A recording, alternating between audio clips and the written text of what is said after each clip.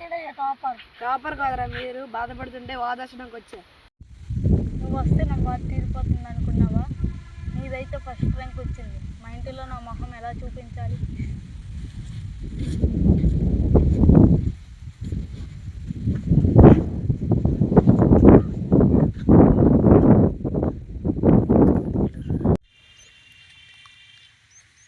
మనం ఈ నేలలో ఎన్నో ఆటలు ఆడుకునే వాళ్ళం. మనం ఆడేటప్పుడు ఇంకో వాళ్ళు మనల్ని విమర్శించేటప్పుడు మనం ఏం చేసేవాళ్ళం? గెలిచి చూపించేవాళ్ళం. చదువు కూడా ఇంతేనరా. నువ్వు ఆ సబ్జెక్ట్లో ఫెయిల్ అయిపోతే ఎగ్జామ్ ఫెయిల్ అయినట్టే, కానీ నీ సర్టిఫికేట్లో కాదు. నీకు ఏ రంగంలో పట్టు ఉంటే ఆ రంగంలోనే సాధించు. అసలు నీకు ఏ రంగంలో నీకు ఏ పట్టు లేకపోతే నీకు ఓన్లీ దిక్కు చదువు మాత్రమే. అయినా అందరు నాకు తక్కువగానే చూస్తున్నారా? స్కూల్లో నా ముఖం చూపించలేకపోతున్నాను. ఎవరో ఏదో అన్నారనేసి మనల్ని మనం తక్కువ చేసి మాట్లాడకూడదు. మనం ఓడిపోయింది ఓన్లీ ఎగ్జామ్ మాత్రమే, మన జీవితం కాదు. ఒకసారి ఓడిపోతే దాని గెలుపు విలువ ఏంటో తెలుస్తుంది. కానీ నేను మళ్ళీ గెలుస్తానంటావా? రే, మన ఇంగ్లీష్లో చెప్పిన కథ గుర్తుందా?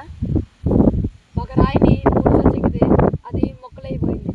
రెండో రాయిని 4 సార్లు చెక్కితే అది మొక్కలైపోయింది. మూడోది ఎన్నిసార్లు చెక్కినా మొక్కలవ్వకుండా ఉంటే లాస్ట్ దాన్ని దేవతలా పూజించారు. కానీ మొదటి చెక్కిన 2 బయట కొబ్బరికాయ కొట్టుకునే దాన్ని కూడా పనికిరానట్టు బయట ఉంచేశారు. ఒక మనిషికి ఎన్ని దెబ్బలు తగిలితే అంత గొప్పవాడు అవుతాడు. మనకు అవమానాలు ఏం కొత్త కాదు. మన ఫలితాల ముందు ఆ అవమానాలు నిలబడవు. మీ అమ్మ నాన్నలు బాధపడుతున్నారని, నీ ఫ్రెండ్స్ నిన్ను అవమానించారని వేరే ఎవరి గురించి చదువు, నీ గురించి నువ్వు చదువు. నువ్వు దేనికి పనికిరావన్న వాళ్ళని నీ గెలుపుతో వాళ్ళకి గట్టిగా సమాధానం చెప్పు.